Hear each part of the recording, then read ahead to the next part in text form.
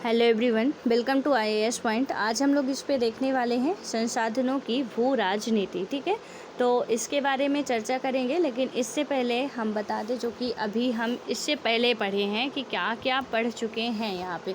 तो सबसे पहले तो अपना जो चैप्टर चल रहा है वो क्या चल रहा है आपका, पर्यावरण और राजनीतिक संसाधन। ठीक है, तो पर्यावरण और राजनीतिक संसाधन के इस चैप्टर में हमने आधे से अधिक बातें जो है वो पर्यावरण से रिलेटेड देखी है, यानी कि अपने इन्वायरमेंट से रिलेटेड। और यहाँ पे ऐसा नहीं है कि ये जो रिलेटेड है, हालांकि आपके जो है जो इन्वायरमेंट एंड इकोलॉजी वाला पोर्शन है उसमें से काफ़ी अच्छे क्वेश्चंस आपके आई होप कि जो आए थे मैं उसे क्लियर कराई हूँ। कुछ आज क्वेश्चन देने वाली हूँ, तो यहाँ से कुछ क्वेश्चन आपके क्लियर हो जाएंगे एंड आइडिया लग जाएगा आपको कि इन टॉपिकों को कैसे करना है। ठीक है, और यहाँ पे हम इस पॉलिटी की बुक में इसे क्यों पढ़ रहे हैं, तो बस सीधा सा फंडा है कि ये जो ऑर्गेनाइजेशंस वगैरह है, जो कन्वेंशंस हैं, वो किसी न किसी व्यक्ति के द्वारा किए जाते हैं और व्यक्ति एक राजनीतिक मुद्दे से हर एक व्यक्ति जुड़ा होता है। ठीक है, तो वैश्विक राजनीति के मुद्दे ये हैं उठाए जाते हैं। और यहाँ पे हमने ये भी देखा था कि सिर्फ राजनीति के बाहर भी जो स्थानीय लोग होते हैं वो भी आंदोलन करते हैं। ठीक है, लेकिन आज यहाँ पे जो क्वेश्चन है एंड जो पहले हम लोग पढ़ चुके हैं, जितने भी कन्वेंशंस मैंने बताया है, चाहे क्योटो प्रोटोकॉल हो, चाहे मॉन्ट्रियल प्रोटोकॉल हो, चाहे आपका जो यूएनईपी हो, इन सब को, या रियो डी जेनेरियो में जो पृथ्वी सम्मेलन हुआ था, एजेंडा 21, इन सब को आपको बहुत अच्छी तरीके से अपने नोट्स में नोट कर लेना है। ठीक है, पूरे पॉइंट जितने भी इसके पॉइंट्स आ रहे हैं तो वो सारी चीज़ें आपको नोट कर लेना है। और बिल्कुल आप प्रीवियस ईयर के क्वेश्चन उठा के देखिए कि मतलब कितने ज़्यादा क्वेश्चंस पूछे गए हैं। जैसे कि 1972 में ही एक आपका आया था, वन्य जीव सुरक्षा अधिनियम भी लाया गया था, तो इनके बारे में भी आपको चर्चा करनी है। जो इसमें नहीं आए हैं, बस इसमें ये समझाया जा रहा है कि आपका इन्वायरमेंट का और राजनीति का क्या संबंध है, वो हम इस बुक में समझने की कोशिश कर रहे हैं। लेकिन ये जो पॉइंट्स आ रहे हैं उन्हें हमें साथ साथ क्लियर कर लेना है। यदि क्योटो प्रोटोकॉल आ रहा है तो हमें पता होना चाहिए कि क्योटो प्रोटोकॉल का मकसद क्या था। क्या वो ओजोन परत के क्षरण के लिए था या कि वो ग्रीन हाउस इफेक्ट के लिए था, तो ये चीज़ें हमें क्लियर कर लेनी है। ठीक है, और क्वेश्चन तो मैं आपको बता ही चुकी हूँ कि किस तरीके के आते हैं। एक दो क्वेश्चन आप और थोड़ा ध्यान से सुनिएगा, और आपके पास पेपर हो लिखिएगा मत, पेपर हो तो उससे मिला लीजिएगा। ठीक है, ये 2018 में पूछा गया था क्वेश्चन, और इस क्वेश्चन में क्या पूछा गया था आपका कि मूवमेंट फॉर चेंज। ठीक है, ध्यान से सुनिएगा इसे, movement for change climate neutral now, यह पहल किसके द्वारा की गई थी। ये कुछ ना क्या करते रहते हैं कि अपना, जैसे यूएनईपी की कुछ पहल की हमने बात की थी कि वो चलाए थे, इसी तरीके से ये लोग भी क्या करते रहते हैं, अपने टाइम पे कुछ ऐसे चलाते रहते हैं कि चलिए ठीक है कि कुछ लोगों को अवेयर करने के लिए। तो इसमें भी ये जो चलाया गया था movement for change climate neutral now, तो ये इसमें बताया गया कि किसके द्वारा चलाया गया था। ठीक है, तो यहाँ पे पहला ऑप्शन आपका है कि जलवायु परिवर्तन पर अंतर सरकारी पैनल, सेकंड आपका है यूएनईपी सचिवालय, थर्ड में आपका है यूएन जो आपका है UNFCCC है, और फोर्थ में आपका है विश्व मौसम विज्ञान संगठन। तो एक इस क्वेश्चन इसको बताने की कोशिश आप लोग कीजिएगा, और इसमें से आंसर वही होगा जो हम लोग पढ़ चुके हैं। अब इसका डिटेल आप लोगों को पढ़ना बहुत ज़रूरी है। ठीक है, अब आप समझ सकते हैं कि क्वेश्चन बहुत इतना टफ नहीं आते जितना हम लोग बना के रखते हैं। कंसेप्ट क्लियर हो तो यूपीएससी बहुत, मतलब ऐसा नहीं कि निकल नहीं सकता। ठीक है, अब देखिए यहाँ पे एक क्वेश्चन और ध्यान से सुनिएगा। क्वेश्चन आपका है, पृथ्वी काल के संदर्भ में निम्नलिखित कथनों पर विचार कीजिए। रियो सम्मेलन आपको याद करिए, जो पृथ्वी सम्मेलन के भी नाम से जाना जाता है। यहाँ पे आपसे एक पूछा गया है पृथ्वी काल। ठीक है, इसके बारे में आपको बताना है कि क्या है, और संदर्भ में जो भी इसमें स्टेटमेंट दिए गए हैं तो उसको बताना है। यहाँ पे आपका पहला होगा कि यूएनईपी या यूनेस्को का उपक्रम है। ये जो पृथ्वी काल है वो यूएनईपी या यूनेस्को का उपक्रम है। दूसरा आपका आता है कि यह एक आंदोलन है जिसमें प्रतिभागी प्रतिवर्ष एक निश्चित दिन 1 घंटे के लिए बिजली बंद करते हैं। और तीसरा ऑप्शन आपका है कि यह जलवायु परिवर्तन और पृथ्वी को बचाने की आवश्यकता के बारे में जागरूकता लाने वाला आंदोलन है। ठीक है, तो इसको आपको बताना है कि यहाँ इनमें से कौन सा कथन आपका सत्य होगा, पहला या तीसरा। दूसरे में है कि केवल दूसरा, और तीसरे में है दूसरा और तीसरा, और चौथे में क्या है, पहला, दूसरा और तीसरा।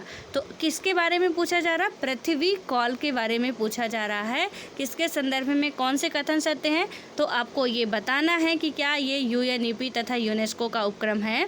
दूसरा आपका है कि यह एक आंदोलन है जिसमें प्रतिभागी क्या करते हैं, प्रतिवर्ष एक निश्चित दिन 1 घंटे के लिए बिजली बंद करते हैं। ये न्यूज़पेपर वगैरह आप पढ़ते होंगे ना, बहुत अच्छे तरीके से इसे आप कर लेंगे, बहुत इजी क्वेश्चन है। और यहाँ पे यह क्या है कि जलवायु परिवर्तन और पृथ्वी को बचाने की आवश्यकता के बारे में जागरूकता लाने वाला एक आंदोलन है। तो इसमें से आपको राइट आंसर बताना है जो भी होगा, ठीक है। अब आते हैं अपने चैप्टर पे, और यहाँ पे यदि हम बात करते हैं कि संसाधनों की भू राजनीति किस तरीके से है, क्या है, इसे यदि हम देखें कि किसे, क्या, कब, कहाँ और कैसे ये हासिल होता है, तो देखिए कि ये जो है संसाधन, ठीक है, सबसे पहले कि संसाधन क्या होते हैं। संसाधन चाहे वो प्राकृतिक रूप से मिले, चाहे प्राकृतिक रूप से मिले, जो चीज़ें हम सब यूज करते हैं, ठीक है, आवश्यकताएं जिससे हमारी पूरी होती हैं, तो वो संसाधन के रूप में ही कहलाते हैं। और इनमें क्या है कि संसाधनों की जो भू राजनीति इन्हीं सवालों से जूझती है कि यूरोपीय ताकतों के विश्वव्यापी प्रसार का एक मुख्य साधन और मकसद संसाधन रहे हैं, और संसाधनों को लेकर राज्यों के बीच तनातनी हुई है। और संसाधनों से क्या हुआ कि जुड़ी भू राजनीति को पश्चिमी दुनिया के ज़्यादातर व्यापारिक संबंध, युद्ध तथा ताकत के संदर्भ में सोचा। और इस सोच के मूल में क्या था कि विदेश में संसाधनों की मौजूदगी तथा समुद्र नौवहन में दक्षता, समुद्री नौवहन स्वयं इमारती, यानी कि जो इसमें देखिए जो संसाधन होते हैं ना, जैसे मान लीजिए कि जहाज़ भी एक हमारे आने जाने का संसाधन ही है, ठीक है, सड़क भी हमारे आने जाने का एक संसाधन है। तो इसमें से क्या बताया जा रहा है, चाहे वो पश्चिमी यूरोप वाले हमारे यहाँ आते थे तो किस लिए आते थे कि यहाँ से उन्हें बहुत अच्छी अच्छी चीज़ें मिल रही थी, वो ले जाने के लिए, कोई राज जॉज करने के लिए नहीं आए थे, कोई यहाँ पे प्रशासनिक व्यवस्था स्थापित करने के लिए वो नहीं आए थे, मकसद उनका था धन कमाना। लेकिन बाद में क्या होता है कि उन्हें तो लगा कि ये सब बेवकूफ़ हैं और यहाँ पे हम धन क्या, यहाँ पे तो हम बिल्कुल राजा बन के रह सकते हैं, और उन्होंने उसका यूज भी किया अपने दिमाग का, और उसका उनको फ़ायदा भी मिला काफ़ी ज़्यादा। और क्योंकि हम लोग तो वो था ना कि ये भगवान के दूत आए हैं, हम लोगों को क्या करने आए हैं यहाँ पे कि संरक्षण देने आए हैं, ये नहीं जानते थे कि हमारा ही सब कुछ चूसने आए हैं। बाद में हालांकि पता चला, और हमें ही नहीं हर एक कंट्री पे ये गए थे, इनका एक पूरा बेड़ा ही चला था कि अब तो निकलना है, कुछ ना कुछ पूरे दुनिया में हमें दुनिया से ला के अपने देश का विकास करना है।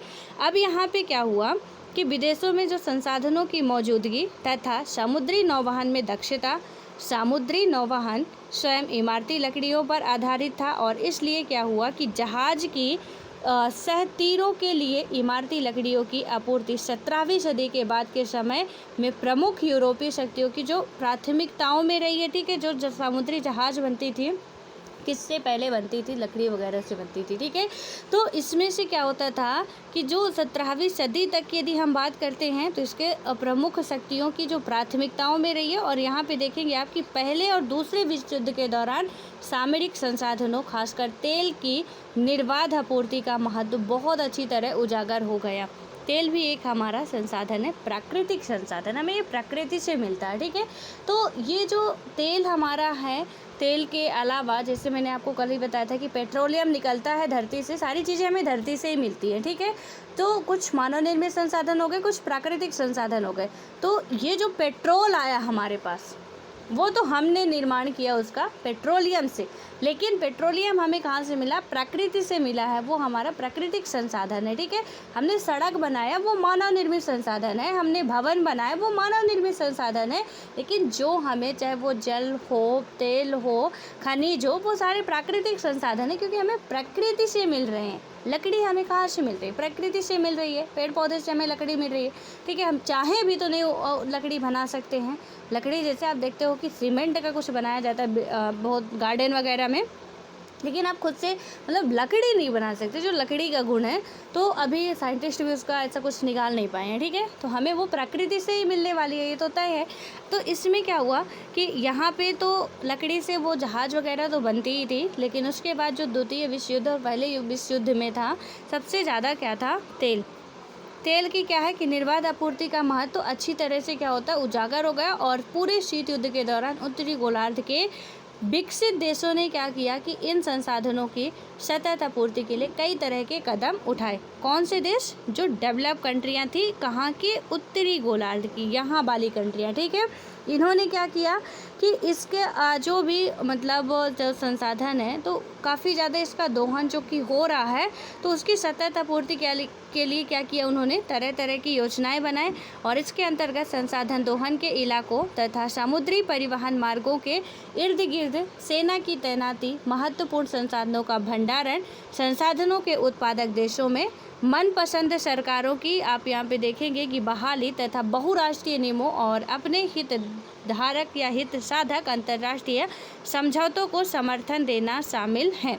उन्हें क्या लगा, देखिए क्या होता है कि जो संसाधन है हमारे, जैसे मान लीजिए कि तेल ही है, पेट्रोलियम है, ये क्या है, इससे यदि आप एक बार यूज करोगे ना, तो जितना हम यूज कर रहे हैं वो इतना जल्दी तो बन नहीं पाता है, बहुत लाखों हज़ारों वर्ष बाद तो बनता है। और इतने में हम क्या कर रहे हैं कि यूज करते जा रहे हैं। आप देखिए कि पेट्रोल इतना महंगा क्यों मिलता है, डीजल इतना महंगा क्यों मिलता है, ये वजह यही है क्योंकि जिस चीज़ की इकोनॉमिक्स में आप लोग पढ़े होंगे कि डिमांड एंड सप्लाई, यदि सप्लाई ज़्यादा हो रही है तो चीज़ें सस्ती हो जाएंगी, लेकिन यदि यहाँ पे यदि डिमांड बढ़ रही है, ठीक है, मान लीजिए कि ये आपने एक साइकिल बनाया, और साइकिल में क्या हुआ कि ये इतनी अच्छी साइकिल है कि इसकी डिमांड बहुत ज़्यादा बढ़ रही है, बहुत ही ज़्यादा डिमांड बढ़ रही है, और आपके पास साइकिल क्या है, लिमिट में ही है, कितनी है, तो आप क्या करेंगे कि इसकी कीमत आप जितना चाहेंगे उतना बढ़ा सकते हैं, 10,000, 20,000, 30,000, 40,000, क्योंकि डिमांड बहुत ज़्यादा है और आपके पास उतनी ज़्यादा साइकिलें नहीं हैं, और इसलिए आप डिमांड क्या बढ़ा सकते हैं, यहाँ पे इसकी प्राइस बढ़ा सकते हैं, ठीक है। उसी तरीके से क्या है कि यदि यहाँ पे साइकिलें बहुत ज़्यादा है, डिमांड बहुत कम है, तो आप क्या करेंगे कि इसका 100 रुपये में भी चाहेंगे कि निकल जाए हमारी साइकिल तो अच्छा है, क्योंकि रखे रखे ख़राब होने से अच्छा कि 100 ही में दे दें, 1,000 में ही दे दें, जहाँ की डिमांड जब बढ़ रही थी हम उसको 1,000 में बेच रहे थे। उसी तरह क्या होता है कि ये जो डीजल पेट्रोल की कीमतें बढ़ रही हैं लगातार, आज हम सबका ज़्यादातर लोगों का शाही जीवन चल रहा है, ठीक है, कम से कम 2 व्हीलर तो घर में होती है। एक मिडिल क्लास फैमिली की भी बात करिए आप तो 2 व्हीलर घर में होगी ही, ठीक है। तो अब इसमें क्या होगा कि वो तो तेल पानी से चलेगी नहीं, उसे भी चाहिए ना डीजल। अब क्या होगा कि जब उसे भी चाहिए तो उसके लिए हमें क्या करना पड़ेगा, ख़रीदना पड़ेगा, डिमांड बहुत ज़्यादा उसकी बढ़ रही है, और इसका जो है कि हमारे देश में तो बहुत ज़्यादा हो नहीं रहा, मतलब ना के बराबर ही आप कहिए, कुछ ही क्षेत्र ऐसे जहाँ पे थोड़ा बहुत पाया जाता है, तो यहाँ के असम का डिगबोई वगैरह कुछ ऐसा है जहाँ पे थोड़ा बहुत पेट्रोलियम है, ठीक है, लेकिन इसमें हमें ज़्यादा से ज़्यादा आयात करना पड़ता है अपना। तो इससे क्या होगा कि जब हमें आयात करना पड़ता है, और कुछ खाड़ी देश है जहाँ पे तेलों की बहुत ज़्यादा अधिकता है, ठीक है, लेकिन इसमें क्या है कि चाहिए तो सबको, हमें सबको चाहिए, सिर्फ हमें नहीं, अदर कंट्री वाले भी ये सब लेते हैं, ठीक है। अब इसकी जब हमारी प्राइस या डिमांड बढ़ रही है तो क्या होगा कि इसकी प्राइस जो है ऑटोमेटिक बढ़ेगी। यहीं पे मान लीजिए कि आप सभी लोग साइकिल से चलना स्टार्ट कर दीजिए, सभी लोग, और उसके बाद 1-2 लोग भी क्या हो कि बाइक या कार वाले हों, इससे क्या होगा कि पेट्रोलियम या डीजल की मांग हो जाएगी कम, और कम होने के बाद उसकी जो प्राइस है ना ऑटोमेटिक कम हो जाएगी। डिमांड कम हुई कि प्राइस बिल्कुल डल हो जानी है, और डिमांड हाई हुई कि प्राइस तुरंत बढ़ जानी है। ये इकोनॉमिक्स का फंडा है, आप लोग पढ़ेंगे तो देखेंगे। इसमें भी यही हुआ था कि तेल का जो भी आप लोग दोहन कर रहे हो उसके सुधार के लिए, क्योंकि यहाँ पे ऐसा नहीं था कि डिमांड सप्लाई वाला मैटर था, मैटर ये था कि जो हम दोहन कर रहे हैं, ठीक है, एक तो समुद्र में जहाज़ वगैरह में चल रही हैं उसमें तेल लग रहा है, उसका भी समुद्र हमारा दूषित हो रहा है पूरे तरीके से। उसके बाद क्या हो रहा है कि यहाँ पे जो ये तेल है ना, तो इसका किस तरीके से संरक्षण किया जाए कि ये, क्योंकि हमें इतना जल्दी ये नहीं मिलेगा, एक बार नष्ट हो गया तो, हालांकि आप वहाँ से निकाल सकते हैं बट इतना जल्दी बन नहीं पाता, ठीक है। तो इसलिए संरक्षण करने के लिए इन्होंने कुछ कदम उठाए थे। अब उसके बाद आप देखेंगे कि पश्चिमी देशों के राजनीतिक चिंतन का केंद्रीय सरोकार यह था कि संसाधनों तक पहुँच अबाध रूप से बनी रहे, क्योंकि सोवियत संघ इसे खतरे में डाल सकता था। कौन? सोवियत संघ। शीत युद्ध के टाइम पे सोवियत संघ था, उसके बाद फिर सोवियत संघ का खात्मा हुआ है। अब क्या हुआ कि एक बड़ी चिंता यह भी थी कि खाड़ी के देशों में मौजूद तेल तथा दक्षिणी और पश्चिमी एशिया के देशों में मौजूद खनिज पर विकसित देशों का नियंत्रण बरकरार रहे। यहाँ पे क्या था कि एक ये भी बहुत बड़ी चिंता बन चुकी थी, खाड़ी देश। देखिए यहाँ पे आप इस ग्लोब में देखेंगे तो ये आपका पूरा हो गया, क्या हो गया आपका? एशिया हो गया, ठीक है। यहाँ पे यूरोप आता है, यहाँ पे आपका आता है अफ्रीका आता है। ये इसमें जो कुछ कंट्रियाँ हैं ना, गल्फ़ कंट्रियाँ, ये खाड़ी देश कहलाते हैं। यहीं पे आपका मिलेगा ईरान मिलेगा, इराक मिलेगा, सऊदी अरब मिलेगा, ये खाड़ी कंट्री। यहाँ पे बहुत ज़्यादा तेल होता है, ठीक है। तो इसमें क्या होगा, यहाँ का जियोग्राफिकल रीजन ही ऐसा है कि तेल होता है। तो इसमें आप समझ सकते हैं कि ये खाड़ी देश से नाम से ही पता चल रहा होगा, खाड़ी वगैरह काफ़ी ज़्यादा पाई जाती होंगी, ठीक है। अब उसके बाद ये इधर ऑस्ट्रेलिया है आपका, इधर उत्तरी अमेरिका, दक्षिणी अमेरिका।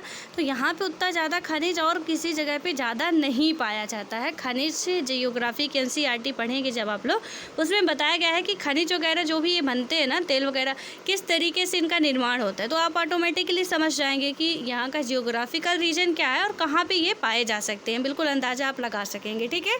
तो इसमें क्या है कि खाड़ी देशों में क्या होता है कि तेल, और दक्षिण पश्चिमी एशिया में क्या होता है, खनिजों की मात्रा बहुत ज़्यादा है। अब इसमें क्या था कि जो विकसित देश है उनका नियंत्रण बरकरार है, और शीत युद्ध की समाप्ति और सोवियत संघ के विघटन के बाद सरकारों की मौजूदा चिंता सुरक्षित आपूर्ति को बनाए रखने की है। अब यहाँ पे ऐसा था ना कि यदि मान लीजिए क्या हुआ कि वर्चस्वशाली देशों का ही यहाँ पे वर्चस्व बना रहा, तो दिक्कत है ना हमारे समाज के लिए, या हमारे देश के लिए, हमारे राष्ट्र के लिए, इकोनॉमिक्स के लिए, हमारे क्या हर विश्व के राष्ट्र के लिए। क्योंकि ये अंधाधुंध चाहेंगे, जितना चाहेंगे, जैसा चाहेंगे वैसा बनाएंगे, और जहाँ पे ये उत्पादित हो रहा है वहाँ वालों को क्या मिलेगा? क्योंकि शासन तो किसी और के हाथ में हो जाएगी। इसलिए इसको क्या था कि भाई अपना, मतलब इसमें भी सोचनीय विषय था कि इसको भी किसी तरीके से बनाया जाए ताकि हर एक लोगों को इसका फ़ायदा मिले, ठीक है। क्योंकि ये हमें ज़रूरत सबको है, बट जियोग्राफिकल रीजन की वजह से तेल वहीं पे हो रहा है ज़्यादा मात्रा में, तो फिर हम क्या करेंगे? इसके लिए यहाँ पे देखिएगा कि वैश्विक रणनीति में तेल लगातार सबसे महत्वपूर्ण संसाधन बना हुआ है, और 20वीं सदी के अधिकांश समय में क्या हुआ है कि विश्व की अर्थव्यवस्था तेल पर निर्भर रही। यानी कि 20वीं सदी की जो अधिकांश आपकी अर्थव्यवस्था है वो क्या है कि तेल पर निर्भर रही है, और यह एक जगह से दूसरी जगह तक पहुंचाए जा सकने वाले ईंधन के रूप में अपरिहार्य बना रहा, और तेल के साथ विपुल संपदा जुड़ी है। और इसी कारण क्या होता है कि इस पर कब्जा जमाने के लिए राजनीतिक संघर्ष छिड़ता है, और पेट्रोलियम का इतिहास युद्ध और संघर्षों का भी इतिहास है। क्यों है? क्योंकि आप समझ चुके हो कि पेट्रोलियम या कुछ ऐसे अमूल्य जो संसाधन है कुछ ही जगह पे पाए जाते हैं, पूरे विश्व में कुछ ही जगह पे पाए जाते हैं। हमारा 90% 80% तक पूरा आयात होता है तेल का, हमारे पास नहीं है उतना ज़्यादा। हमारे पास क्या, कोई भी कंट्री ऐसी नहीं है, अमेरिका भी है, वो भी तेल का आयात करती है, उसके पास भी इतना ज़्यादा तेल नहीं है। विकास क्यों नहीं है? क्योंकि अमेरिका की गलती नहीं है इसमें, उसका जियोग्राफिकल रीजन ही ऐसा है कि धरती उसको इतनी मिली, अब इतने में से वो कहाँ से निकालेगा तेल? यहाँ पे जब तेल है ही नहीं, ठीक है। वो अलग बात है कि आपके यहाँ मिनरल्स ज़्यादा पाए जाते हों। अब देखिए कि यहाँ पे हमारे यहाँ पे भारत देश में, ये MP में हीरा की खानें हैं, तो आप कह दें कि यहाँ पे हीरा की खानें कैसे हो सकते हैं? हैं तो हैं भाई, क्योंकि यहाँ का जियोग्राफिकल रीजन ऐसा ही है, यहाँ पे पर्वत पठार बहुत पाए जाते हैं। तो और जितने भी पठार होंगे, एक और लॉजिक है ये, जहाँ पे पठार होंगे ना वहाँ पे मिनरल्स बहुत ज़्यादा मिलेंगे, बहुत ज़्यादा ही खनिज पदार्थ आपको वहाँ से मिलेंगे। और जब भी आप देखते हो कि कुछ भी मिल रहा है ना कहीं किसी पठार से उसकी खुदाई हो रही है, और वहाँ पे बहुत ज़्यादा उनका निर्माण होता है। क्योंकि पर्वत पठारों का निर्माण कैसे होता है? यही लावा के द्वारा, चट्टानों के द्वारा, जीवाश्मों के द्वारा, तो इससे होता। और इनका जब धीरे धीरे रूपांतरित होते रहते हैं पूरा, तो इनका पूरी प्रोसेस चलती रहती है। धरती पे सब कुछ, मतलब ऐसा नहीं है कि पत्थर है तो वो निर्जीव है, उनका भी सब कुछ काम चलता रहता है, ठीक है। तो ये मत समझिएगा कि मतलब पत्थर चल रहे हैं या कुछ ऐसा हो रहा है, लेकिन ये है कि देखिए कुछ बड़े पत्थर होते हैं, कुछ छोटे पत्थर होते हैं, कुछ सेल जब आप पढ़ेंगे ना तो वो वहाँ पे बहुत अच्छी तरीके से समझेंगे कि हर एक सेल का निर्माण कैसे होता है। ऐसे ही ये छोटे पत्थर, बड़े पत्थर, बालू वालू सब कुछ ऐसे नहीं बन गया, आग्नेय शैलें होती हैं, अवसादी चट्टानें होती हैं, आपकी रूपांतरित चट्टानें होती हैं। तो ये मैग्मा जमता है, पिघलता है, जमता है, पिघलता है, अब अपर्दित होता है, मतलब वो उसकी पूरी एक साइकिल चलती रहती है। तब हमारे छोटे बड़े जैसे भी जो कुछ हो पाता है, कुछ अपर्दित चट्टानें होती है, कुछ अवसादी चट्टानें होती हैं, कुछ आग्नेय चट्टानें होती है, कुछ रूपांतरित चट्टानें होती हैं। तो इन सब का ये पूरी प्रोसेस है, चलती रहती है, ठीक है। अब इसके बाद और ये सब कुछ हमारे संसाधन में ही आते हैं। और इसके बाद अब क्या हुआ कि यहाँ पे जो तेल की बात की गई है कि वैश्विक स्तर पर छिड़ा है, क्योंकि एक बहुमूल्य पदार्थ है और यहाँ पे आने वाले टाइम में कहीं ऐसा ना हो कि हीरे उरे की तो कीमत छोड़िए आप, इनकी कीमत बढ़ने वाली है। लेकिन ऐसा होगा नहीं, क्योंकि अब सीएनजी पर ज़्यादा जोर दिया जा रहा है कि आप लोग जो पेट्रोलियम डीजल की जगह, क्योंकि ये बहुत ज़्यादा प्रदूषण भी फैलाते हैं अपनी पृथ्वी पे, तो इनका कहीं ना कहीं ये है कि ख़त्म किया जाए और इसकी जगह पे गैस चलित वाहन या बिजली चलित वाहन का आप उपयोग करें तो बेटर होगा, ठीक है। अब यहाँ पे क्या होगा कि पश्चिम एशिया और मध्य एशिया की सबसे स्पष्ट रूप से नज़र आती है। और पश्चिम एशिया खासकर खाड़ी क्षेत्र विश्व के कुल तेल उत्पादन का 30% मुहैया कराता है और इस क्षेत्र में विश्व के ज्ञात तेल भंडार का 64% हिस्सा मौजूद है। देखिए कहाँ पे, दक्षिण एशिया और पश्चिम एशिया और मध्य एशिया में, ठीक है। अब इसमें क्या हुआ था कि 30% मुहैया कराता है, उसके बाद विश्व के ज्ञात तेल भंडार में 64% हिस्सा यहाँ पे मौजूद है। और इस कारण यह इकलौता, मतलब यही एक इकलौता ऐसा क्षेत्र है जो तेल की मांग में खासकर बढ़ोतरी होने पर उसकी पूर्ति कर सकता है। और ये वाला पूरा एरिया है, अभी मैप निकालिए जहाँ पे मैंने अभी खाड़ी देश का लोकेशन बताया है, ईरान, इराक, सऊदी अरब वगैरह का, उसे देखिए पूरा, ठीक है। उसे देखेंगे ना तो आपको पता चलेगा कि ये किस तरीके से एशिया के ही उसमें आते हैं। तो यहाँ से आपको पूरा ये खाड़ी कंट्रियाँ जितनी भी है, गल्फ़ कंट्रियाँ, आप समझ पाएंगे कि यहाँ पे कितना ज़्यादा सारी की सारी तेल उत्पादक कंट्रियाँ हैं, ठीक है। ये यदि कभी संकट आ जाए ना, कभी तेल की कीमत बढ़ जाए, अकेले पूरा करने की हिम्मत रखती है और ख़ास तौर पर उसकी यानी पूर्ति कर सकती है। और सऊदी अरब के पास विश्व के कुल तेल भंडार का 1/4 हिस्सा मौजूद है। अकेले सऊदी अरब ऐसा कंट्री है, इसके पास ही खाड़ी देश में कई सारी कंट्री आती हैं। अभी आप मैप निकाल के देखिए प्लीज़, तो आपको समझ में आएगा। लेकिन सऊदी अरब जो है उसके पास ही क्या है कि विश्व के कुल तेल भंडार का 1/4 हिस्सा अभी मौजूद है। सोच सकते हैं आप, ठीक है। अब क्या होगा कि सऊदी अरब विश्व में सबसे बड़ा यहाँ पे तेल उत्पादक देश है। इराक का ज्ञात तेल भंडार सऊदी अरब के बाद दूसरे नंबर पर आता है। कौन कौन से हो गए आपका, सऊदी अरब हो गया, तो वहाँ पे 1/4 जो है पूरे वर्ल्ड का। हालांकि ऐसा नहीं, हमने बताया कि हमारे इंडिया में भी कुछ क्षेत्र हैं जहाँ पे थोड़ा बहुत आपको मिल जाएगा, ठीक है। लेकिन जैसे पूरे वर्ल्ड का, फिर उसी लिए मतलब कि इसके लिए ही हम लोग क्या कहते हैं कि ओवरऑल 64% या 30% ही ये क्या करता है, हिस्सा पूरा करता है, ठीक है। लेकिन इतना ज़्यादा है ना कि हम लोगों के पास ना भी हो तो ये पूरा कर सकता है। अब जब पूरा कर सकता है तो संघर्ष तो चलना लाजमी है। और इसमें से क्या हुआ है कि जो तेल भंडार है, अभी इसका लोकेशन आपको देखना है। मैप खोलिए, मैं भी मैप खोल ली हूँ। यहाँ पे देखिए क्या है, थोड़ा सा जो आपकी खाड़ी कंट्री है उसको ही देख लेते हैं। आपका हो गया देखिए सऊदी अरब, ठीक है, यमन है, यमन एक है, उसके बाद है सऊदी अरब, सीधे दक्षिण से जाइएगा आप लोग, ठीक है। तो यमन हो गया, एक छोटी सी कंट्री यहीं पे आती है, ओमान हो गई, ठीक है। उसके बाद आपका आएगा यहाँ पे सऊदी अरब। इन सब कंट्रियों में क्या पाया जा रहा है, तेल पाया जा रहा। उसके बाद आपका आएगा ईरान के बाद आपका आता है सऊदी अरब के बिल्कुल सटा हुआ देश है, क्या कौन सा है, इराक है। उसके बाद आपका आता है जॉर्डन, ये भी यहीं पे इससे से सटा हुआ देश है, ठीक है। और जो खाड़ी देश है और अफ्रीका है, उसके मध्य में क्या है आपका लाल सागर भी है, और दूसरे मतलब इधर लाल सागर है, और दूसरे साइड देखेंगे हम लोग कि वहाँ पे यूरोप और अफ्रीका के बीच में क्या है, भूमध्य सागर है, ठीक है। तो वो तो अलग मैटर है भूमध्य सागर वाला, बट आप लोकेशन देखेंगे तो वहाँ से आपको सीधे सीधे दिखाई देगा। तो इससे देखिए कौन कौन से हो गए, आपका हो गया इराक हो गया, ईरान हो गया, सीरिया हो गया, जॉर्डन हो गया, सऊदी अरब हो गया, ओमान हो गया, यमन हो गया, ठीक है।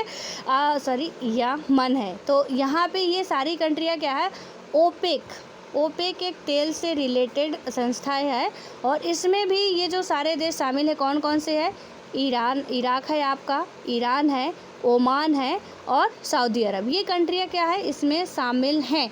इसके बारे में भी आप लोग पढ़ेंगे बहुत अच्छे तरीके से। करंट अफेयर डेली का पढ़ा करिए, वहाँ से अभी कुछ ही टाइम पहले इसका सम्मेलन वगैरह हुआ था।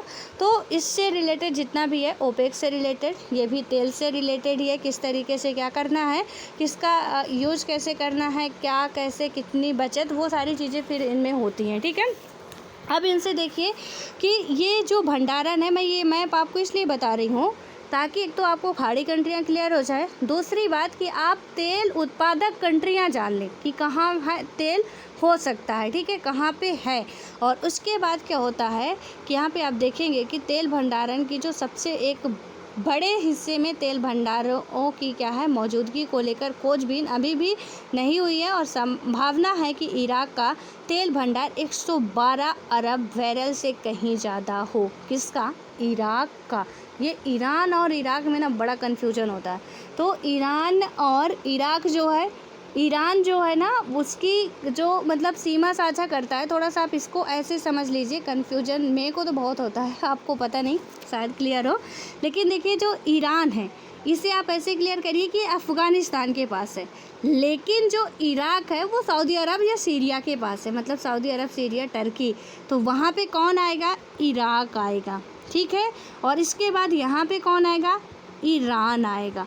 किसके? अफ़गानिस्तान के पास। और इधर ये इराक है और यहाँ पे किसके पास है? ये टर्की हो गया आपका, इससे भी सीमा साझा करता है। सीरिया है, या आप देखेंगे एक छोटी सी कंट्री है यहीं पे, जॉर्डन है, ठीक है। और आपका है सऊदी अरब। तो इनके साथ, हालांकि ईरान के साथ भी ये सीमा साझा करता है, बट थोड़ा सा मतलब ये समझिएगा कि ये सऊदी अरब के पास है और ये अफ़गानिस्तान के पास है। ईरान और इराक सऊदी अरब के पास है, तो इससे आपको कन्फ्यूजन होगा नहीं, ठीक है। अब यहाँ पे क्या हुआ कि ये बताया जा रहा किस में? इराक में। इराक कहाँ पे है? सऊदी अरब वाला है, ठीक है, उसके पास में है। तो यहाँ पे क्या हुआ कि तेल का भंडार बताया जा रहा है, अभी निकला नहीं है कि 100, अंदाज़ा लगाया जा रहा है कि 112 अरब बैरल से भी कहीं ज़्यादा हो सकता है। अब क्या हुआ कि यूएसए जो है, अमेरिका, या हम बात करें कि यूरोप, जापान तथा चीन, भारत की क्या है कि इस तेल की खपत, मतलब यहाँ से इस तेल की खपत होती है, लेकिन ये देश इस इलाके से बहुत दूरी पर है। जितने भी देश हैं, चाहे आपका अमेरिका हो, अब देखिए ये वर्ड है यहाँ पे उत्तरी गोलार्ध में, ठीक है। अब इसमें हमारा एशिया पूरा आ रहा है और उसके बाद यहाँ पे यूरोप आ रहा है, अफ्रीका आ रहा है, ये उत्तर अमेरिका होगा, यहीं पे यूएसए आएगा, यहाँ पे दक्षिण अमेरिका होगा, ठीक है। उत्तर अमेरिका इक्वेटर के नीचे नहीं आता है, तो इसमें से जो आपका इक्वेटर हो गया और उसके बाद ऑस्ट्रेलिया यहाँ पे, ठीक है, ये ऑस्ट्रेलिया, ये इक्वेटर के नीचे नहीं आएगा, ऊपर ही रहेगा। तो इसमें से देखिए क्या होगा कि यहाँ से खाड़ी देश कहाँ पे है? यहाँ पे है। अब यहाँ से जो तेल का आयात हो रहा भारत में हो रहा है, उसके बाद जापान में भी हो रहा है, तो भारत यहाँ पे है। उसके बाद आपका जाएगा कहाँ पे? चीन में जाएगा। चीन कहाँ पे है? यहाँ पे आपका ये आएगा, ठीक है। उसके बाद आपका यूरोपीय कंट्रियाँ यहाँ पे आती हैं। जापान में जाएगा, जापान यहाँ पे है। और उसके बाद अमेरिका में जाएगा, वो यहाँ पे है। तेल यहाँ से जाते हैं, ठीक है। लेकिन इसमें यही बताया जा रहा है कि इनकी दूरी बहुत ज़्यादा है और विश्व राजनीति के लिए पानी एक और महत्वपूर्ण संसाधन है। तेल तो हुआ सबसे महत्वपूर्ण, सबसे ज़्यादा महत्वपूर्ण कौन है? तो तेल है, क्योंकि वो एक बहुमूल्य पदार्थ है जो कि कुछ ही जगह पे मिलता है और उसी के मध्य पूरे देश में, पूरे वर्ल्ड में उसकी पूर्ति हो रही है। तो ये तो दिक्कत वाली बात है, ठीक है। और इसीलिए यहाँ पे अपना चलता रहता है कि किसका प्रभुत्व बन जाए और किसके लिए यहाँ पे अच्छा हो जाए, तो वो अपना अपना बनाते रहते हैं और इसीलिए झगड़ा भी चलता रहता है। अब दूसरा आता है आपका पानी। पानी भी एक क्या है? महत्वपूर्ण संसाधन है और विश्व के कुछ भागों में साफ पानी की कमी हो रही है और साथ ही विश्व के हर हिस्से में स्वच्छ जल समान मात्रा में क्या है? मौजूद नहीं है। और इस कारण क्या हुआ है कि संभावना है कि साझे जल संसाधन को लेकर जो भी यहाँ पे पैदा हो रहे आपके उसकी जो भी गुणवत्ता वगैरह है, ठीक है, तो यहाँ पे मतभेद काफ़ी ज़्यादा हो रहे हैं। और 21वीं सदी के में फसाद की जड़ जो साबित होगी वो क्या है कि इस जीवनदायिनी संसाधन को लेकर हिंसक संघर्ष होने की संभावना है। यहाँ पे तीसरा विश्व युद्ध भी हो सकता है भाई, पानी की वजह से। ध्यान रखिएगा आप लोग, जितना ज़्यादा ये सब कुछ मतलब पानी आज पीने योग्य नहीं है। अभी गर्मी का टाइम आता है, आप देखेंगे कि मतलब इतनी ख़राब स्थिति, चाहे वो न्यूज़ वाले इतना बना देते हो टीआरपी बढ़ाने के लिए, चाहे सच में होती हो, लेकिन कसम से ऐसा मतलब देख के लगता है कि रूह कांप जाती है कि बाप रे, मतलब इतनी बंजर, सब कुछ इतना ख़राब सा दिखाते हैं कि इसमें से ऐसा लगता है कि अब तो आदमी बचेगा नहीं। कितना भयानक सा दृश्य होता है वो, आप लोग कभी देखे होंगे तो, कि जहाँ पे पानी नहीं है तो कुछ भी नहीं है, पानी नहीं तो कुछ भी नहीं है, ना पेड़ पौधे, ना जीव जंतु है, ना आदमी। जहाँ पे हमारे जीवन के लिए होगा नहीं, हम वहाँ पे बिल्कुल नहीं रहेंगे, तो वहाँ पे नहीं रहता कुछ भी, ठीक है। और वहाँ की स्थिति बहुत ख़राब, अब उस जगह पे ना एक मिनट नहीं रह पाओगे।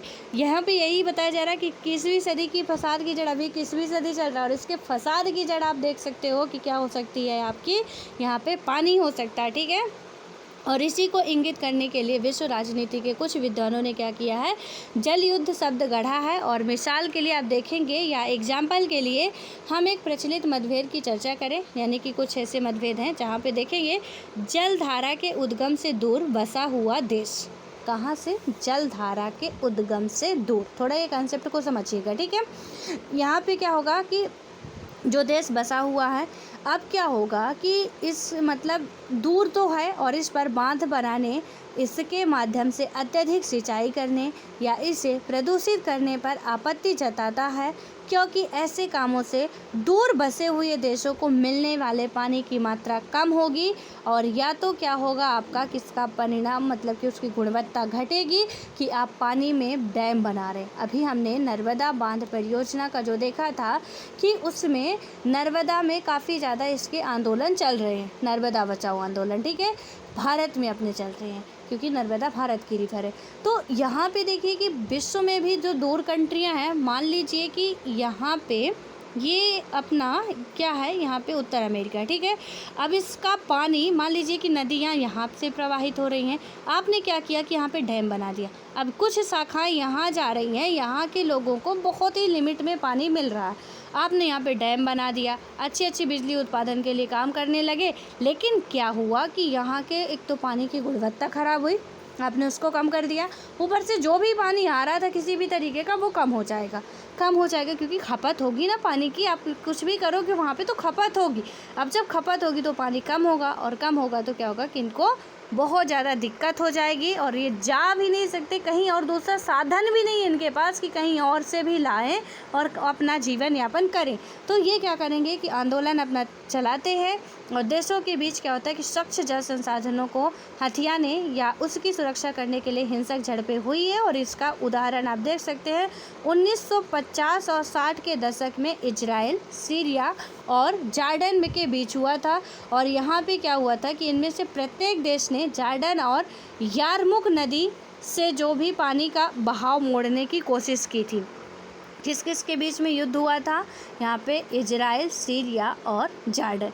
अभी इजराइल, सीरिया और जॉर्डन का लोकेशन देखिए, तब आप समझ पाएंगे कि इजराइल कहाँ पे है आपका, सीरिया कहाँ पे है आपका और जॉर्डन कहाँ पे है। तो इससे क्या होगा कि हमें ये समझ में आएगा कि एग्जैक्टली इनकी वजह क्या हो सकती है। तो देखिए अभी मैंने खाड़ी कंट्री में जॉर्डन का नाम लिया था, ठीक है, सऊदी अरब के पास में है। उसके बाद इजराइल जो है जस्ट उसके बगल से, किसके बगल से है? जॉर्डन के बगल से है, छोटी सी कंट्री है, ठीक है।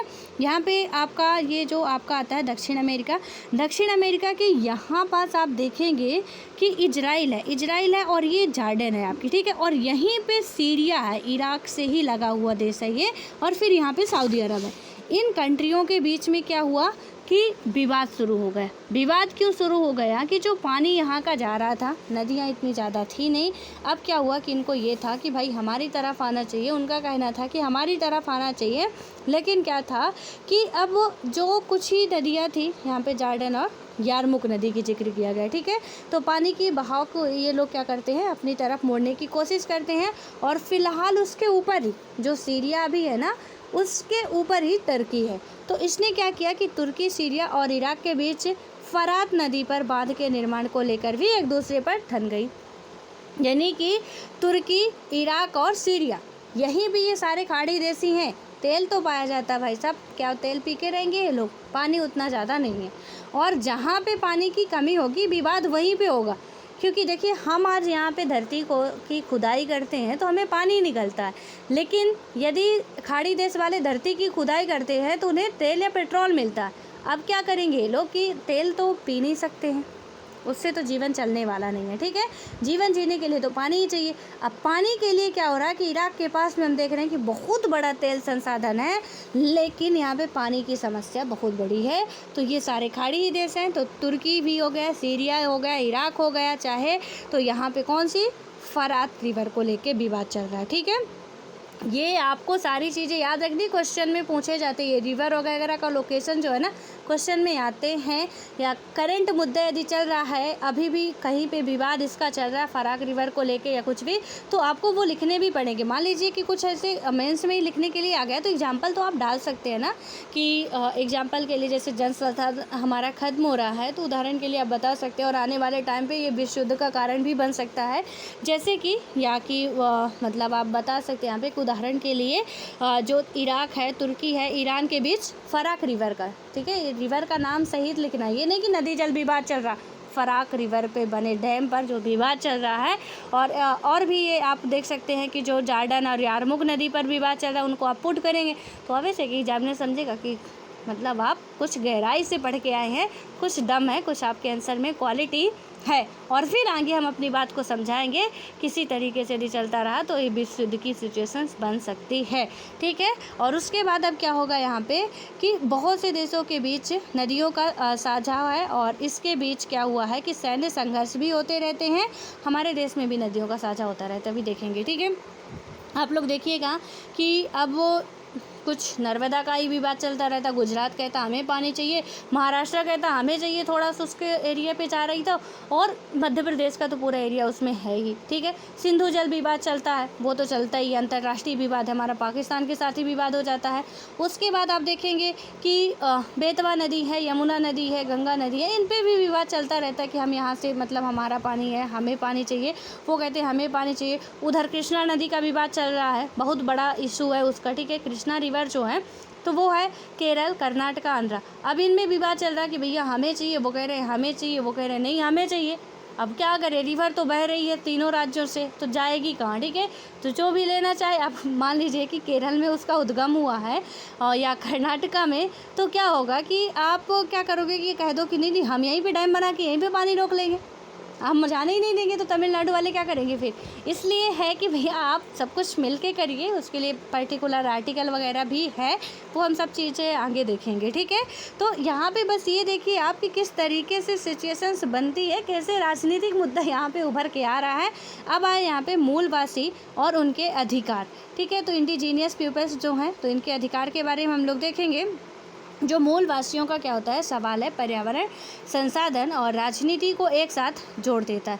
यानी कि इनका सवाल क्या कहता है, पर्यावरण और संसाधन राजनीति को एक साथ ही जोड़ देता है। संयुक्त राष्ट्र संघ के 1982 में इसकी इनकी एक शुरुआत की परिभाषा दी, और इन्हें ऐसे लोगों का वंशज बताया गया जो कि मौजूदा देश में बहुत दिनों से रहते चले आ रहे थे, और फिर भी क्या है कि किसी दूसरी संस्कृति या जातीय मूल के लोग विश्व के दूसरे हिस्से से उस देश में आए और उन लोगों को अधीन बना लिया, और किसी देश के मूलवासी जो हैं आज भी उस देश की संस्था के अनुरूप क्या करते हैं, संस्थाओं के अनुरूप आचरण करने से ज़्यादा अपनी परंपरा, सांस्कृतिक रिवाज तथा अपने खास सामाजिक आर्थिक ढर्रे पर जीवन यापन करना पसंद करते हैं।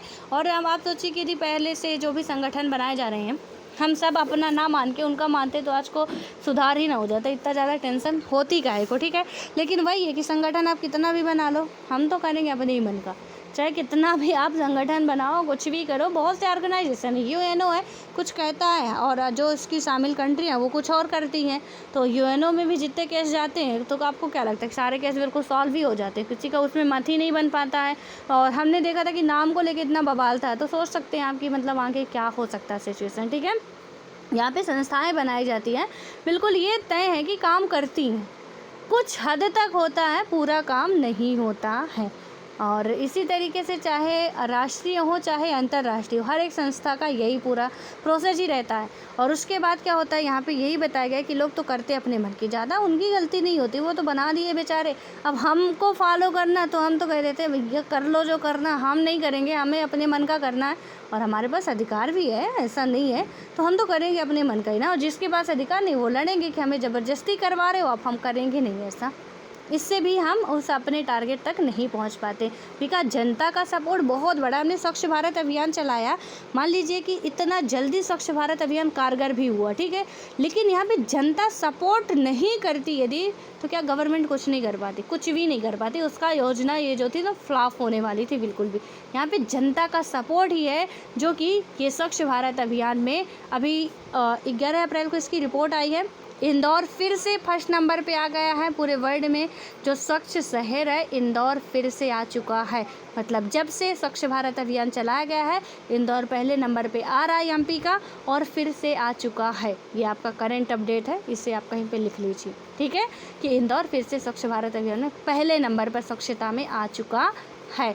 अब यहाँ पे क्या होगा, क्या हुआ था इसमें कि भारत सहित विश्व के विभिन्न हिस्सों में मौजूद लगभग 30 करोड़ मूलवासियों के सर्वमान्य हित विश्व राजनीति के संदर्भ में क्या है कि फिलीपींस के कोर्डिलेरा क्षेत्र में 20 लाख मूलवासी लोग रहते हैं, और चिले में मापुसे नामक मूलवासियों की संख्या क्या है 10 लाख है। तो इसमें ये जो बताया जा रहा है ना कि इनमें ये जो जनसंख्या है उससे मतलब नहीं है। मेन टारगेट क्या है कि चाहे आपका बांग्लादेश हो गया, उसके बाद देखेंगे कि यहाँ के कुछ आदिवासी हैं, कुछ पर्वतीय क्षेत्रों में रहते हैं, अमेरिका हो गया, इसमें भी ये जो जनसंख्याएँ दी गई हैं। पनामा नहर के पूरब में क्या है कुना नामक मूलवासी, ये पनामा नहर उत्तर अमेरिका और दक्षिण अमेरिका के बीच अलग करती है, ठीक है। तो यहाँ से आप इसे याद रखिएगा।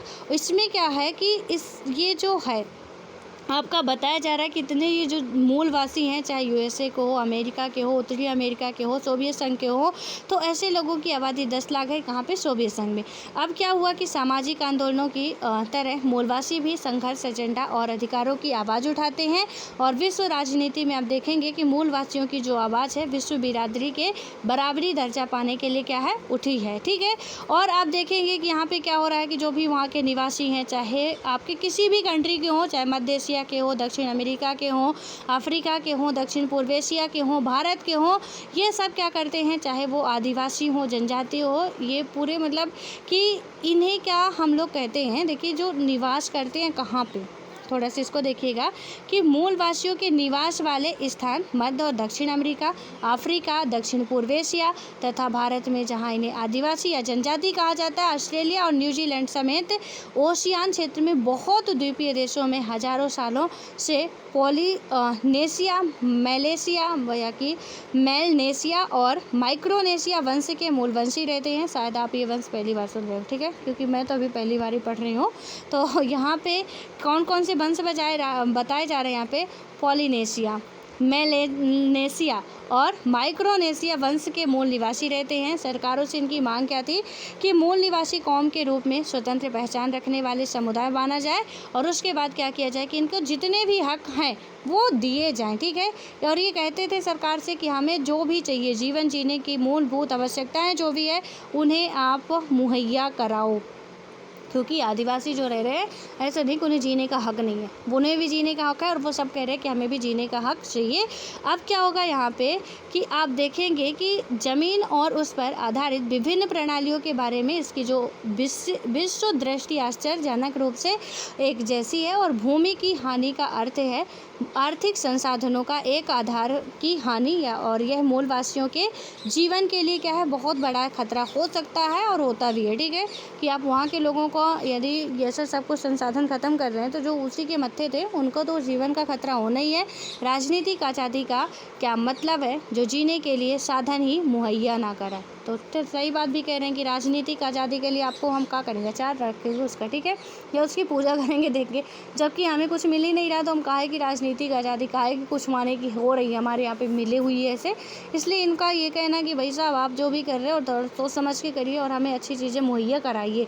और उसके बाद क्या हुआ कि भारत के जो मूलवासी के लिए भी अनुसूचित जाति, जनजाति या आदिवासी शब्द का प्रयोग किया जाता है। जो मूलवासी हैं उनके लिए क्या SC ST, और यहाँ पे जो भी आपकी जनजाति है या आदिवासी शब्द का प्रयोग किया जाता है। ये कुल जनसंख्या का 8% है। कितनी है? 8%, ठीक है। अभी लेटेस्ट डेटा देखिए कि कितनी है अपने भारत की SC ST या आदिवासी की बात करिए तो लेटेस्ट में आपका 2011 की जनगणना की बात यदि किया जाए आप उसे चेक करिएगा कितनी है। इसके बाद क्या है कि आबाद स्वरूप आप देखेंगे कुछ घुमंती जनजाति भी रहती, मतलब एक जगह से दूसरे उनका कोई ठिकाना ही नहीं रहता, वो कहाँ जा रही है, उनको किस में गिना चाहे, ठीक है। तो जब आज यहाँ रह रही है तो आज यहाँ पे काउंट करो, कल वहाँ रह रही है वहाँ पे काउंट करो, तो उसका तो डबल हो जाएगा ना, ओवरऑल लगाया जाएगा। तो इसलिए ये इसमें से कुछ अधिकांश जो होते घुमंतु भी होते हैं और अपने जीवन यापन के लिए खेती पर ये निर्भर रहते हैं। सदियों से ले क्या है कि बेधड़क जितनी मतलब जितनी बन पड़े उतनी ज़मीन पर खेती करते आ रहे हैं। और लेकिन क्या है कि ब्रिटानी औपनिवेशिक शासन कायम होने के बाद से जनजातीय समुदायों का क्या हुआ है कि सामना बाहरी लोगों से हुआ है। इनका क्या था, झूमिंग कृषि वगैरह आपने सुना होगा, तो ये बेधड़क खेती करते हैं, ठीक है। आज यहाँ कल वहाँ, परसों वहाँ परसों वहाँ, मतलब ये भी अच्छा खासा संसाधन नष्ट करते हैं, ऐसा नहीं है। और जीवन यापन करने के लिए इनका तो यही है कि भैया हमारा कुछ नहीं जाता, हमें ज़िंदगी जीना है, आज यहाँ पे मिल रहा है यहाँ पे खा लो, इसको नष्ट करो यहाँ पे बना दो, कुछ दिन बाद ये बंजर हो गए, चलो यहाँ से चलते हैं, अब यहाँ पे मज़ा नहीं आ रहा, दूसरी जगह पे चलते, दूसरी जगह पे वही करो आप, यहाँ पे बढ़िया अच्छी सुविधा मिल जाए, बिंदास रहो, कोई आपका ना तो कोई देश है ना कोई राष्ट्र है ना कुछ है, जहाँ पे ये जाना चाहे रहे। और ये करते भी हैं, इनका यही है कि आज यहाँ है कल वहाँ है परसों वहाँ है नरसों वहाँ है, इनका मतलब ठिकाना कोई उचित होता नहीं है। और ऐसे लोगों से ना आप लोग कभी लेन देन करिएगा मत, क्योंकि एक बार लेके चले गए तो मिलेंगे नहीं। हालांकि मदद कर सकते हैं आप लोग, काफ़ी पिछड़े हुए होते, वरना भागने की ज़रूरत किसी को होती नहीं है, लेकिन ये कुछ ऐसी आपकी प्रजातियाँ होती हैं। अब इसके में क्या होता है कि संवैधानिक सुरक्षा हासिल है, लेकिन क्या होगा कि देश के विकास और इन्हें ज़्यादा लाभ नहीं मिल सकता या नहीं मिला है। और आज़ादी के बाद से विकास की बहुत सी परियोजनाएं चली और क्या हुआ कि बड़ी संख्या में लोग विस्थापित हुए, और ऐसी परियोजनाओं से विस्थापित होने वाले में यह समुदाय सबसे बड़ा है। और दरअसल क्या है कि इन लोगों ने विकास की बहुत बड़ी कीमत चुकाई है। मूलवासी समुदायों के अधिकारों से जुड़े हुए जो भी मुद्दे हैं, यहाँ पे क्या हुआ, राष्ट्रीय और अंतर्राष्ट्रीय राजनीति में लंबे समय तक अपेक्षित या उपेक्षित रहे हैं। और हाल के दिनों में भी इस सवाल पर ध्यान दिया जाने लगा है प्रेजेंट टाइम पे। पहले क्या था, हमने स्टार्टिंग में जब शायद 6-7 क्लास में पढ़ रहे थे हम लोग, NCERT पढ़े थे, उस टाइम पे क्या पढ़े थे हम लोग कि यहाँ के जो स्थानीय आदिवासी लोग रह रहे हैं, सड़क बना रहे हो तो उनकी आप ज़मीनी नष्ट कर दे रहे हो, वो प्यार से मान रहे तो नहीं, ठीक है, नहीं मान रहे तो भी आप ज़बरदस्ती ले रहे हो, क्योंकि अब यहाँ से पूरी रोड बन गई है, अब क्या करना है, सिर्फ यहाँ पे बस्तियाँ हैं। अब इसके वजह से तो आप इस पूरे को तो प्लान फ्लाफ कर नहीं सकते हो। गवर्नमेंट भी क्या करती थी कि इनको आप ये साम दाम दंड भेद कैसे प्यार से मना रहे, मान जाओ, नहीं मानना तो फिर जैसे भी बन रहा तैसे ही ले रहे हैं, ठीक है। ये पूरी घटना हम लोग देखे थे, लेकिन इसमें से फिर ये गवर्नमेंट कुछ देती है इनका भी, तो इससे सारी चीज़ें ये कि अब इनमें बात होने लगी है। पहले तो जो विकास का भी बताया ना कि मूल सबसे ज़्यादा मूल इन्हें ही चुकाना पड़ा, क्योंकि रहते वो जहाँ पे थे जहाँ पे ये विकास करना था इन्हें, और विकास करना था जब, तो इनको वहाँ से विस्थापित करना ही पड़ा, और वो ना चाहते हुए भी यहाँ पे इन्हें दूसरी जगह पे जाना पड़ा। नहीं चाहता था, कोई झोपड़ी में रह रहा है उसे वही प्यारी होती है, लेकिन क्या है कि जब मजबूरी आ गई तो उसे फिर जाना ही पड़ा। और उसके बाद क्या हुआ कि 1970 के दशक में विश्व के विभिन्न भागों में मूलवासियों के नेताओं के बीच संपर्क बढ़ा। इससे क्या हुआ कि इनके साझे अनुभवों और सरोकारों का एक शक्ल मिली। और 1975 में आप देखेंगे, 1975 में इंदिरा जी के शासनकाल में बहुत बड़ी घटना हुई थी, आपातकाल लाया गया था, ठीक है, जिसका कोई वही नहीं था कि किस लिए लाया गया है। और यहाँ पे क्या हुआ था कि World Council of Indigenous Peoples का गठन हुआ था 1975 में। किसकी सरकार के तहत? इंदिरा जी की सरकार उस टाइम पे चल रही थी। और यहाँ पे क्या हुआ था, World Council of Indigenous Peoples का गठन हुआ। संयुक्त राष्ट्र संघ में सबसे पहले आप देखेंगे कि इस परिषद की परामर्शदायी परिषद का दर्जा दिया गया था, और ये वर्ल्ड लेवल की संस्था थी, हमारे भारत वालों ने नहीं किया था, ठीक है, वर्ल्ड लेवल की थी। और यहाँ पे अपने इंडिया पे उस टाइम पे इंदिरा जी की गवर्नमेंट थी, बट ये संस्था जो कौन सी थी, तो World Council of Indigenous Peoples, ये वर्ल्ड लेवल की आपकी थी, ठीक है। और यहाँ पे क्या हुआ कि जो संयुक्त राष्ट्र संघ ने सबसे पहले इस परिषद की परामर्शदायी परिषद का दर्जा दिया, और इसके अतिरिक्त आदिवासियों के सरोकारों से संबद्ध 10 अन्य स्वयंसेवी संगठन भी क्या हुए को यहाँ पे दर्जा दिया गया। और अगले अध्याय में अब हम लोग देखेंगे कि वैश्विक विरोध के चल रहे आंदोलन की चर्चा अच्छे तरीके से करेंगे और जो भी आंदोलनों ने क्या मूलवासियों के अधिकार पर जोर दिया है उसको भी हम लोग अब देखेंगे। कहाँ पे भाई साहब? अगले अध्याय में देखेंगे। ये वैश्वीकरण है, इसमें क्या क्या घटनाएं हुई, कैसे कैसे हुआ, क्या क्या है जो इस चैप्टर में अधूरा रह गया वो इस चैप्टर में पूरा होगा। तो परेशान बिल्कुल नहीं होना कि अभी आंदोलन तो कुछ बात हुई नहीं। ये देखिए कि जहाँ पे भी आंदोलन हो रहे हैं, चाहे वो बांग्लादेश हो, चाहे अफ्रीका हो, चाहे मध्य एशिया हो, कर कौन रहा है? जो उसका मतलब अभाव झेल रहा है, जिससे उसकी कमी है। जैसे मान लीजिए कि आदिवासी क्षेत्रों और SC/ST की बात क्यों की गई? ऐसा नहीं कि ये पिछड़े हैं इसलिए बात की गई या इनके पास है नहीं कुछ इसलिए बात की गई, मतलब हम इन्हें निकृष्ट मानते इसलिए बात कर रहे हैं। जी नहीं, क्योंकि इनके अधिकारों को आप छीन रहे थे। यहाँ पे देने की बजाय हम क्या कर रहे थे? दे तो कुछ नहीं रहे थे इन्हें, इनके अधिकारों को ही छीन रहे थे कि जिस इलाके पे ये रह रहे हैं हम उसे क्यों क्या कर रहे थे? अपना रहे थे, उसी पे अपना सारा विकास कर रहे थे और देने के नाम पे तो इनको कुछ भी नहीं दे रहे थे। और इसीलिए इन्हें आवाज़ उठानी पड़ेगी। हम भी यहाँ पे हैं, हमें भी ज़िंदा रहने का हक़ है और ये किसी के पास हक़ नहीं है कि वो हमें यहाँ से जीवित ना रहने के लिए कुछ भी करें। ठीक है, अब यहाँ पे देखिए कि कई सारे आपके अंडमान निकोबार में हो गया, पूर्वोत्तर भारत में बहुत सारी ऐसी जनजातियाँ रहती हैं ना कि जहाँ पे आज भी वो आदमियों से डरती है। अंडमान निकोबार में कुछ जनजातियाँ हैं, वहाँ पे आप चले जाओ ना, आदमियों को जिंदा खा लेंगी। ऐसी भी जनजातियाँ रहती हैं अपने देश में, अपने ही देश में अभी रह रही हैं आज भी। जैसे पहले क्या आप आदिवानों वगैरह पढ़ते थे, आज भी उनका वही मांस वगैरह खाना पीना है पूरा। ये बाहरी दुनिया से उनको कोई मतलब नहीं है, कोई भी मतलब नहीं है। लेकिन गवर्नमेंट अब वहाँ भी विकास करने की सोच रही है, लेकिन वो इतनी खतरनाक भी है ना कि आप जाओ तो आप ही को खा डालेंगी। इसलिए कभी घूमने वगैरह जाना आप लोग तो संभल के जाना कि आप लोगों को मतलब परेशानी ना हो कोई भी। इसीलिए मैं पहले से बता दे रही हूँ कि कुछ ऐसी जनजातियाँ भी हैं जहाँ आज भी वो आदमियों को खाने से भी नहीं डरती हैं। ठीक है, और हमारे देश में ही नहीं, आप अफ्रीका में देखेंगे, अमेरिका में देखेंगे, यहाँ भी कई सारी जनजातियाँ हैं। कुछ जो कालाहारी मरुस्थल वगैरह है तो निग्रेटो जनजातियाँ, मतलब कई सारी जनजातियाँ पाई जाती हैं। ठीक है, उससे क्या होगा कि उनका जीवन यापन, रहन सहन सब कुछ अलग होता है, सब कुछ अलग होता है। तो अब ऐसे ना कि अब जब देश डेवलप हो रहा है तो उन पर भी ध्यान दिया जाना चाहिए ताकि वो भी आगे बढ़ सके, उनके बच्चे भी पढ़ सके, उनको भी स्वास्थ्य सेवाएं मिल सके, सारी चीज़ें बेहतर तरीके से हो सके।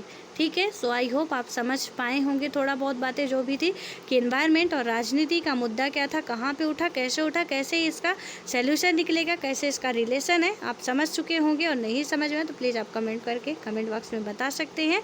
अब हम कल बात करेंगे अपना वैश्वीकरण, इसके बारे में देखेंगे क्या कैसे है। सो मिलते हैं फिर इस चैप्टर के साथ नेक्स्ट वीडियो में।